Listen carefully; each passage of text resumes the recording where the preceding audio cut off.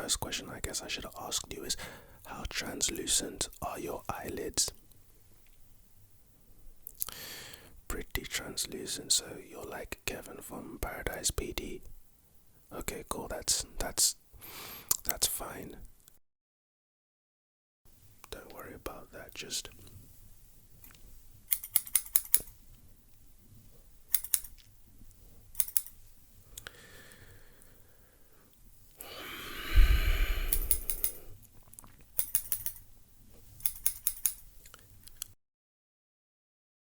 hold. Look at how steady my hands are. Yep.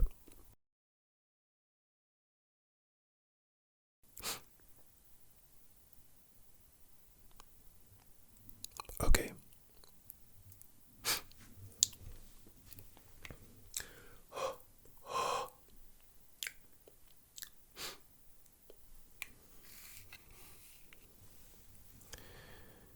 These are not prescription lenses, just clear glass, but every little helps.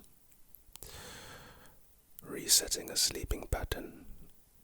Okay, first things first.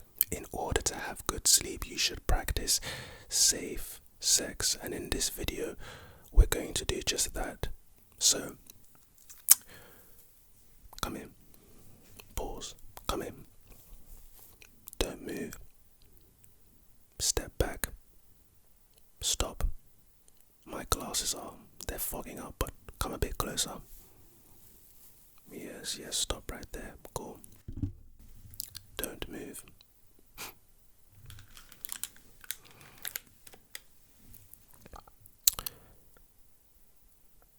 Yes, I can hear your heartbeat now. Hold.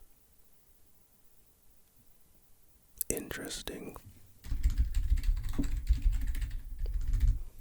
Hold. Interesting.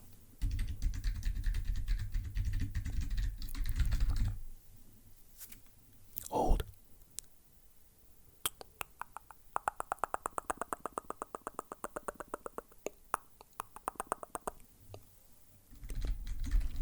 Interesting.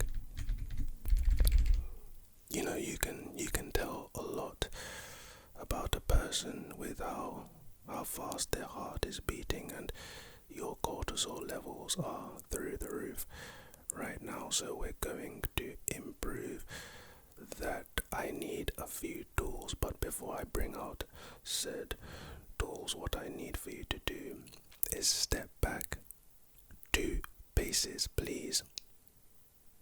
Now, come forth. If I could just examine certain things about you, get the right image, the right angles, right there, don't move.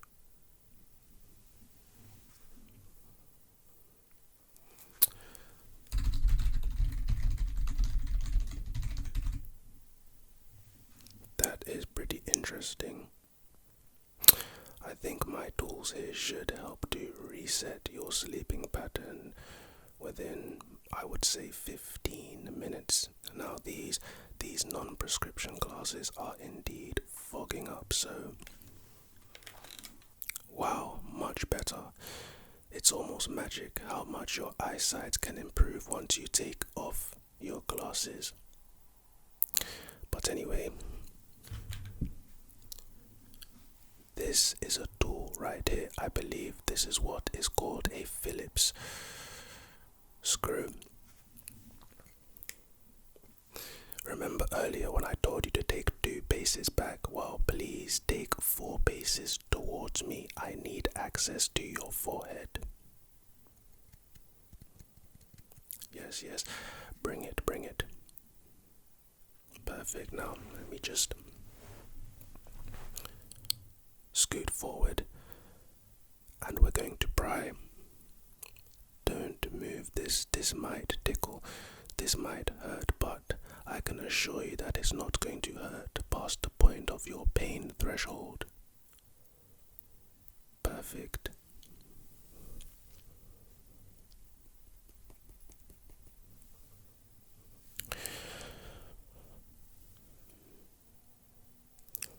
This screw is called screw A, and this is the olfactory screw in your forehead.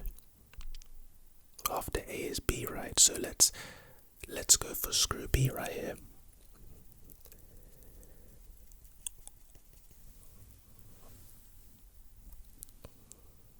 Yes, interesting. Your B screw is pretty rusty at the moment. We're going to replace this screw for you, don't worry. Now for the C screw. Please hold still, do not move, or this might hurt more than it needs to. Thank you. Released.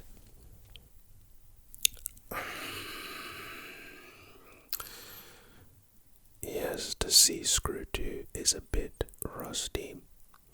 This happens when you don't come and get your sleeping pattern reset often. Now it's recommended that an apple a day keeps the doctor away. I would say that a screw checkup a year keeps your ears small.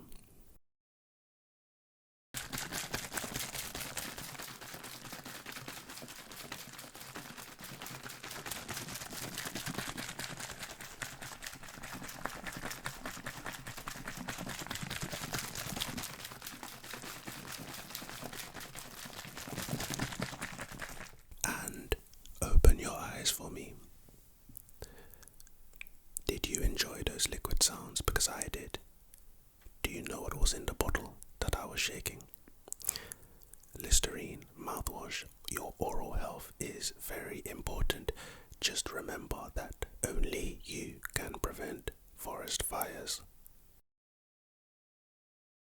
Have you ever wondered what glass tapping would sound like on a highly sensitive Blue Yeti?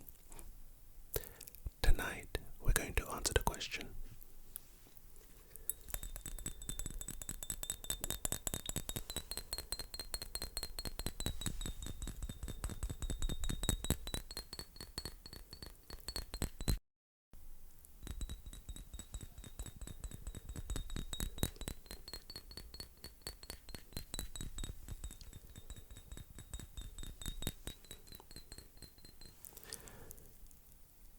Sounds pretty good, doesn't it?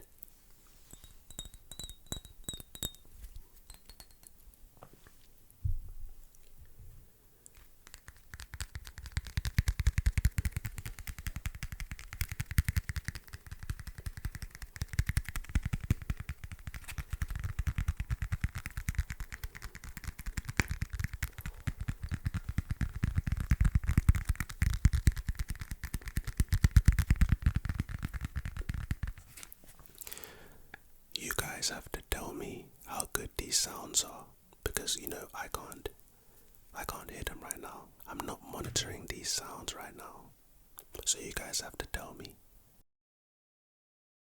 And now, obviously, regardless of the sensitivity of a microphone, you being asked to follow some light is pretty much the same. I guess the sounds that you hear in the meantime will differ, depending on the sensitivity of the mic. But all I need for you to do now is just to follow the light for a little bit, okay? Boom. Follow the light. This light, first of all, is pretty amazing. For years I've had this light and I've struggled to operate it fully. But all I needed to do was twist, kind of like screw the back of the light, and yeah, it worked. But just follow the light for me. I'll try not to breathe too much on this mic.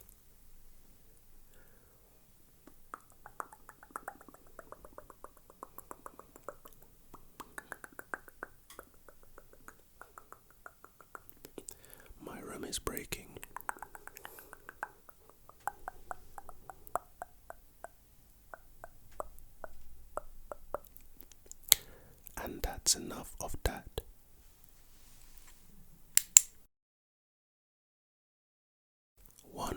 these days, I'm finally going to drop my long-awaited haircut roleplay, barbershop roleplay. I've been meaning to for a while now.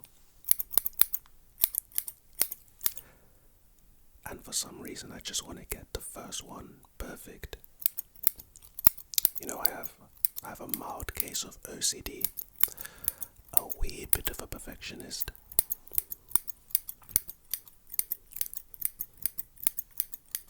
So I'm probably going to make a few barbershop roleplays, right? But I want at least the first one to be a banger. I want to hit the first one out of the park.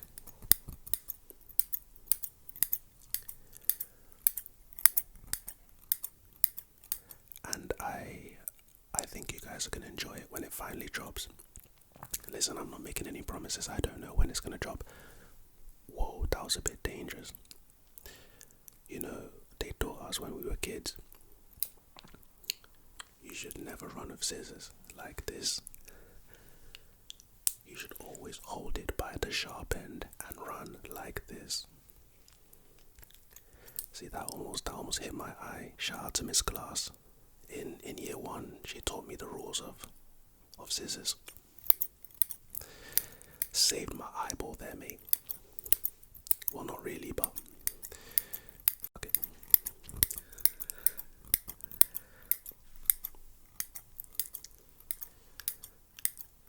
These highly sensitive scissor sounds, scissor sounds, scissor sounds, scissor sounds, scissor sounds. These highly sensitive scissor sounds are hopefully good. I can't hear these sounds right now.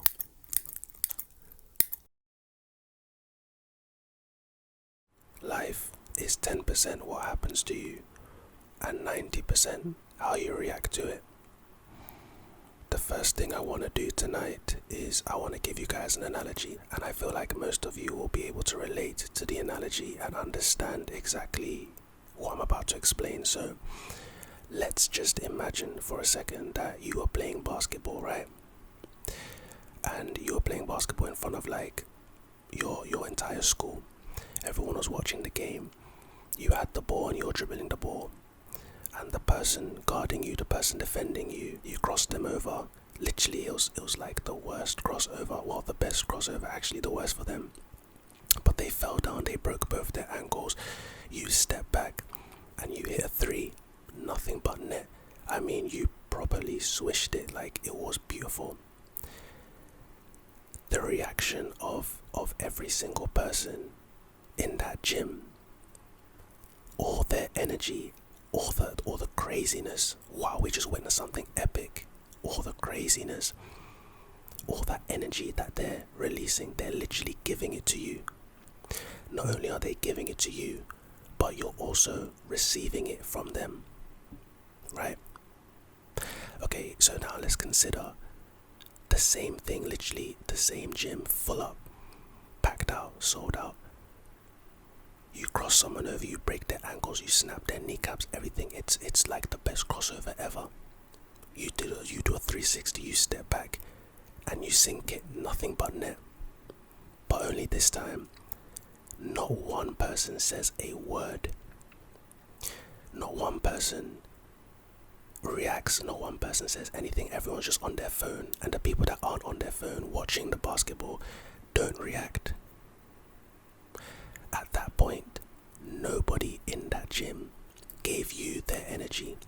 It's as if like the crossover didn't even happen. It's as if you didn't cross anyone up.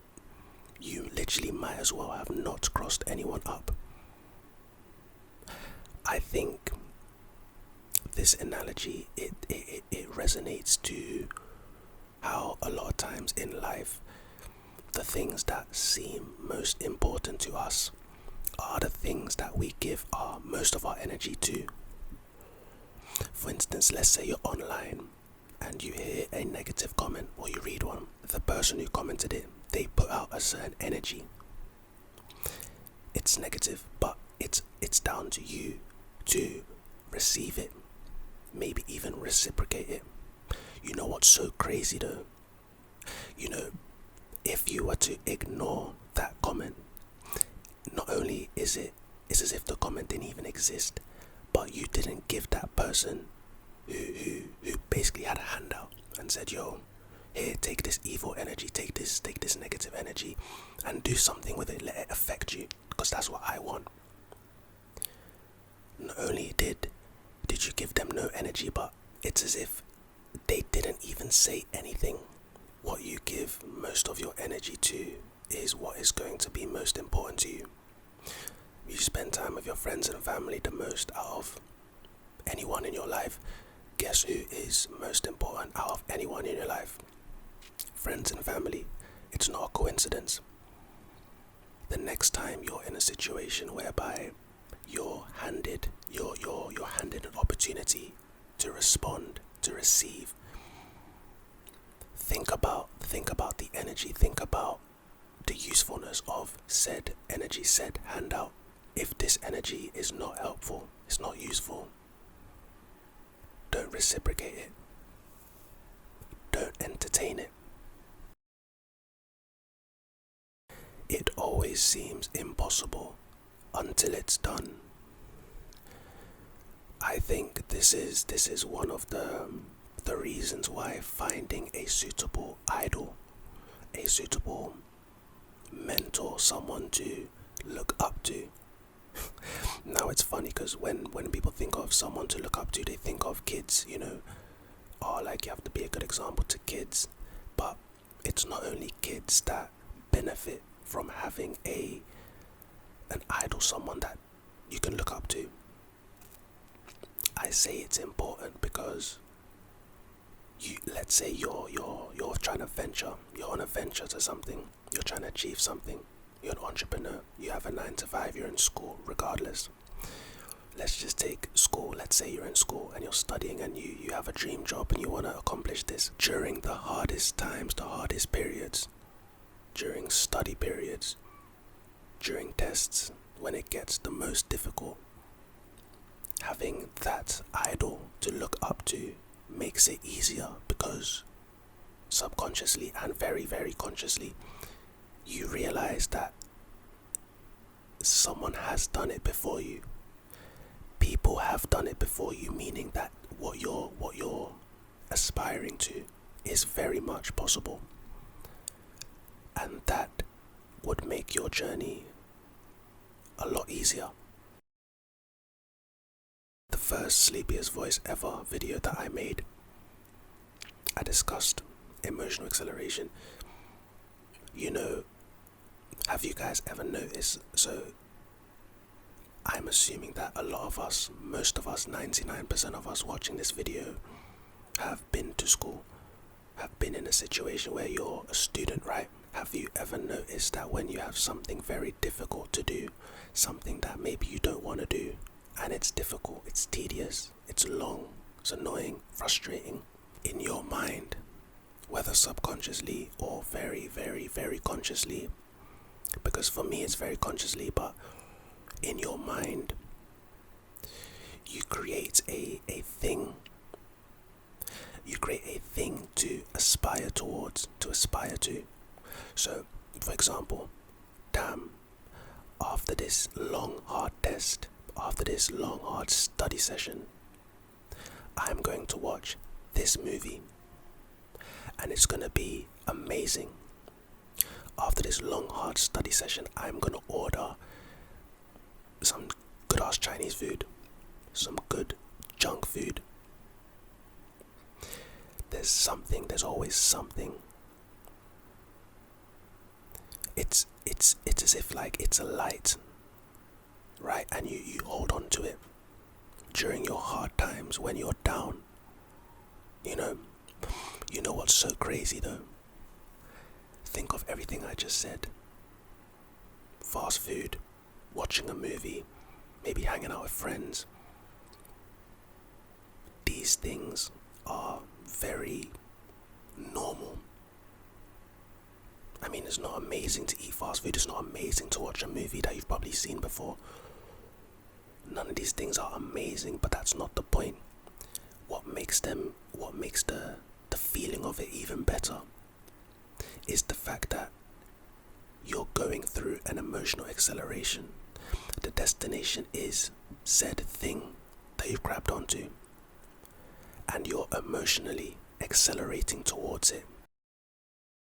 Other than humans, other than us.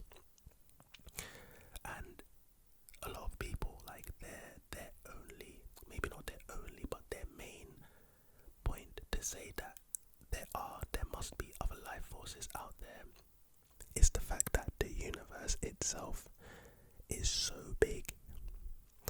Now, me personally, I am not a skeptic. I believe that there must be, like I said, if we were to just assume that everything, when I say science is true, what I mean to say is everything that they've told us about the universe. Have you guys ever seen that video that's basically showing the scale of how small the Earth is compared to our sun, and then how small our sun is compared to this sun, and then how small this sun is, and then it keeps expanding and getting bigger and bigger and bigger and bigger and bigger, and by the end of the video you're looking at it like, damn, like if all of this is relative to scale, then we are literally tiny, like our existence. Have you guys seen that episode of Rick and Morty where Rick, his car battery, now spoilers, if you haven't seen Rick and Morty and you plan to watch Rick and Morty, then you probably, well, first of all, you know what, you should have watched Rick and Morty by now. You should have seen this episode by now, so this is a spoiler, but listen, that's up to you. But there was an episode of Rick and Morty where they were about to go get ice cream, but the battery in the car was fried. So Rick and Morty went literally into the car battery, and Rick had basically made a universe of people that were producing his car battery's power. And then a scientist in that universe also created another mini universe that was creating their power, which is why Rick's initial power ran out, right? It just gets you thinking, that concept of there's always something bigger. There's always something bigger out there. I mean, look, who's to say aliens aren't living with us right now? You know what's crazy? In our mind, in your mind and my mind, when someone says the word alien, right? I know for a fact that you and me, we both picture upside down raindrop looking guys with really, really big blue, well, not blue, but black eyes, and their heads are like shaped like upside down raindrops, and they have like really skinny limbs and a really skinny torso but a massive head. That is exactly what we picture when we think of aliens, right? But who's to say that that is what an alien looks like? I mean, multiple accounts of aliens in the past, you know, people, their personal accounts, their personal anecdotes have said that aliens look like that, right?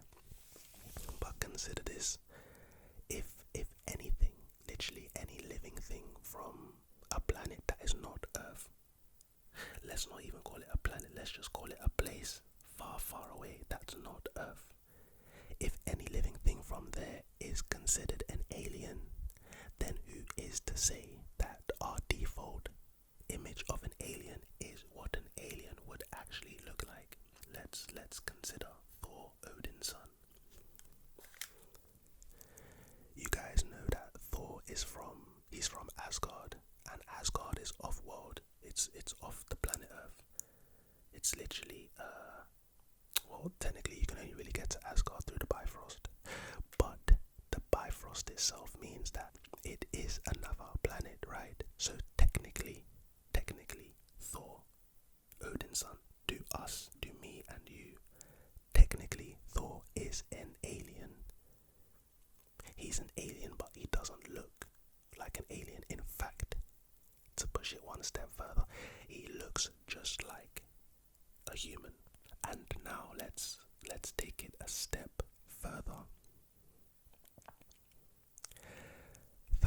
Both Thanos and Gamora, let's just look at them for example, Thanos he's an Eternal, right? With a deviant gene, which makes him purple. It gives him his look, his chin, and his look. And Gamora, she is green. Now, to us, both of them are also aliens, right? But you know what's crazy? If we were to line them up, all three of them, Thor, Odin's son, Thanos, and Gamora, all in a line, and you and me had to pick out who out of these three are the aliens, you and me both would pick two out of the three and say that they are aliens. And the two we picked would be Thanos and Gamora. However, we'd be only 2/3 right. We'd be 66.7% correct because we forgot Thor, because we wouldn't assume that he was an alien. Basically, I say this to say that only you can prevent forest